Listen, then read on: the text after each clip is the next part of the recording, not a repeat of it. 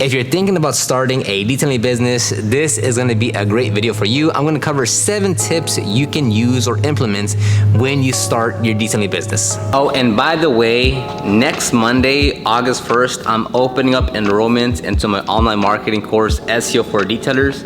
So this is when you rank your website on the first page of Google in your local area for targeted keywords. So if you're in Austin, you want to rank for keywords like Austin auto detailing, Austin mobile detailing, or Austin paint correction. So it's gonna open up next Monday, August 1st. You can click the link down below to sign up for the waiting list. Okay, now let's get started with the video. Number 1, focus on the results that you produce for your customers. Don't worry about the method that gets you there. Meaning, if you're washing a car, like, don't get too caught up in the details of, oh, does it have to be a foam wash? Does it have to be a 2-bucket wash method? Can it be a rinseless wash? Can it be a waterless wash? Can it be a touchless wash? Hey, look, the customer is paying you to produce the end results. They're not caring so much about the exact steps and methods that you get there. That's why they're paying you to do it, because they trust you. You are the professional. You are the authority. So focus on the actual results that you're producing for the customer, not so much the steps to get there. Now, don't get me wrong, the steps are important, that you're doing it correctly. What I'm saying is, in the perspective of the customer, they're paying you for the end result, not the actual process. Tip number 2 is every detailer is on their own path, on their own journey, on their own process to get to where they want to be. So don't compare your first month in business to someone's 10th year in business. Those are 2 completely different things. What you need to do is stay in your lane and focus on your business. Focus on building your operation, your business, the way you want things done. If you have a full-time job with a, wife, husband, and 2 kids, that's gonna be different than the 21-year-old that has no bills, stays at home with their parents, and is able to move around more freely, right? So you can only focus on what you're doing, because it's your business, it's your life, and you can only control what you can control. What others are doing, how others are doing it, is irrelevant. You should only focus on growing your own detailing business. And with that being said, tip number 3 is that there are no rules in business. Whatever works for you is what works for you. So it might not seem like the most ideal thing, or maybe you saw someone else do it in this way and you're like, I'd like to do it in that way, but given my circumstance, given my situation, I kind of have to go this way. Hey, look, as long as it works for you, that's all that matters. Everyone will be doing things slightly different, because everyone is special and their own unique little snowflake, right? So how you do things in your business is how you do things. If it works for you, it works for you. Don't try to research and be like, well, how's he doing it?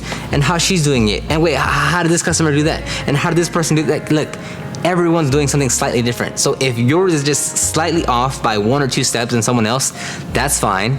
I give you permission to be different, okay? If you're looking for someone to tell you, hey, is that okay? Yes, it's okay to be slightly different. It's okay to do things differently, because why?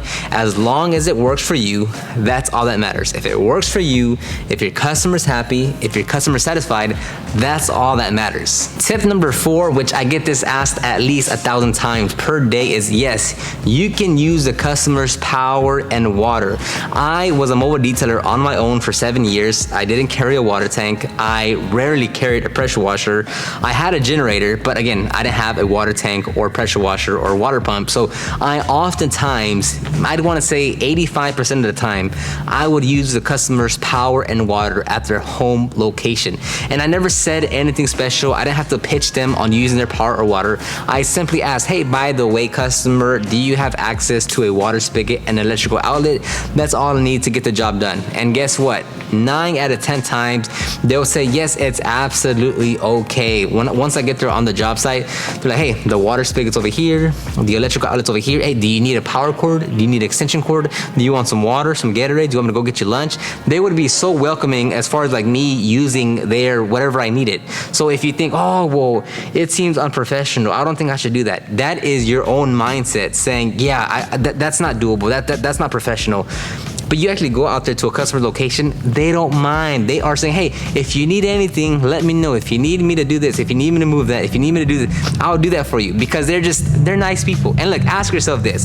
If you have a customer that gives you an attitude that is kind of reluctant to giving you their power outlet or their water spigot, is that the type of customer that you want?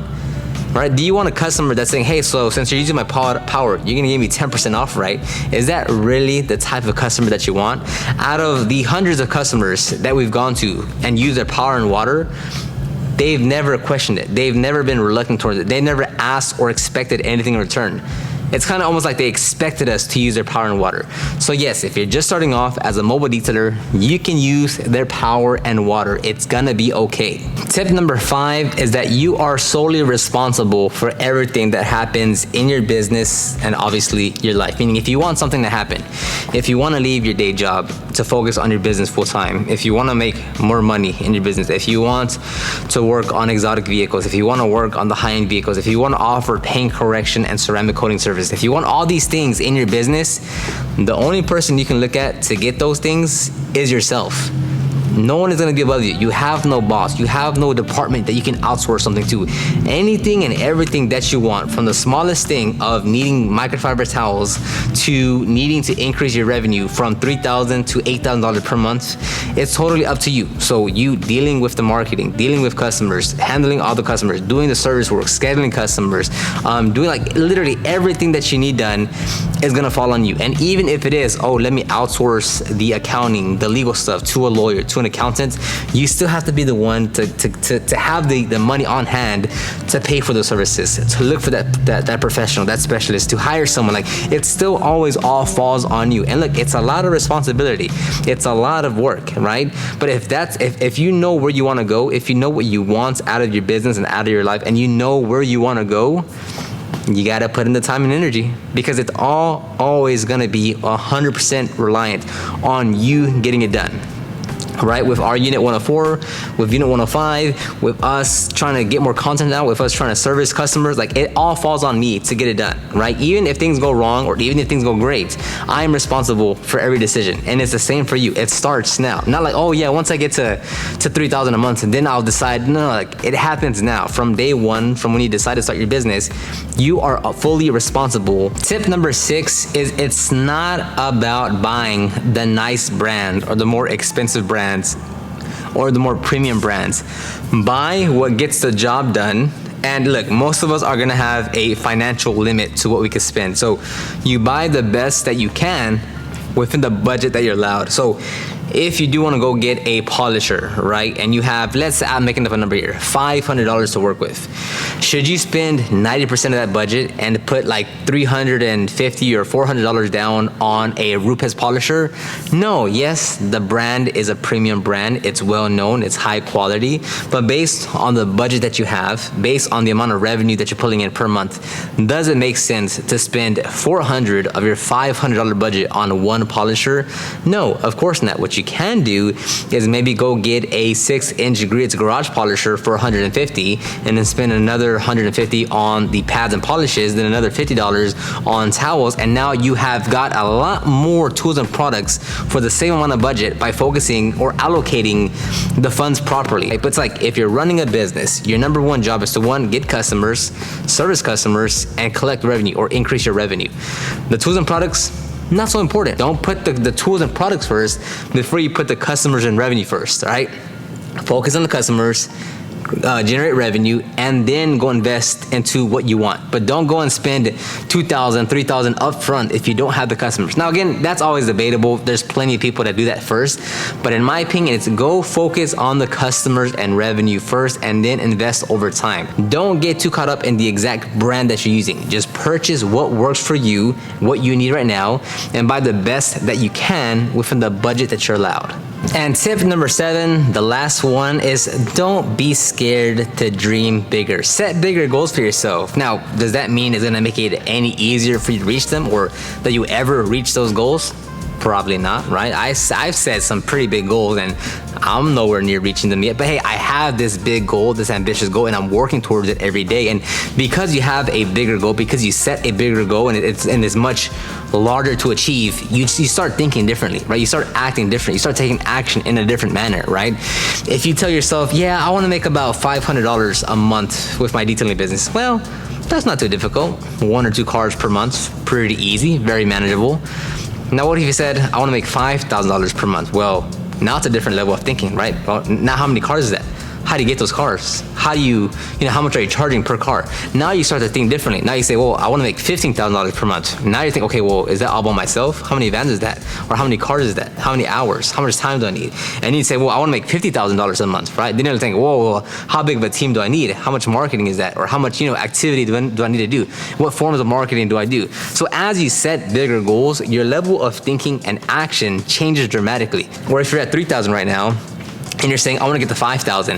It's like, just raise it up to 8,000 then, right? And if you're at 8,000 and you want to say, oh, I want to get to 10,000, just raise it up to 15,000. Like, why, just make that jump already and start taking bigger action. Because one thing I can guarantee you right now, no matter what you're doing, whatever phase that you're in, you can be doing a lot more. And I don't specifically mean you go out and work on more cars or work more hours. What I'm saying is you could probably do more by various methods of maybe hiring one other person, hiring 2 people, giving your helper more hours to help you knock out more cars, training that one person to go out on their own to serve as a vehicle while you go do something else. Like, most of us can be doing more, not in the sense of just working more hours because you need a hustle, but being smart and strategic and getting more production out of yourself and your team. And if you don't have a team, you get a team to be more productive. So don't be scared to dream. Don't be scared to set those goals, right? You might think to yourself, well, there's no way I can hit $15,000 per month. There's no way I can get to $20,000 per month. Why not? Who is stopping you? Who is telling you you can't? Who is telling you, no, you can't do that? Who's telling you other than yourself? And that's gonna wrap up this video. I wanted to keep it short, sweet, and straight to the point. You can check the description box down below for the ultimate guide to start your detailing business. You can check out Jobber, which is the software we use. You can get your first 14 days for free and then 20% off your first 6 months. You can check out my podcast, the Detailing Business Class podcast, or anything else I have going on. It'll be all linked in the description box down below. Let me know what you think about these 7 tips. Obviously, I can give you about 1,000, but I'll stop it at 7. And then include maybe your number 1 tip to people that want to start and grow their detailing business. What would you tell them with your number 1 tip? Leave that in the comment section down below. Thank you very much, and I'll talk to you on the next one. Bye-bye.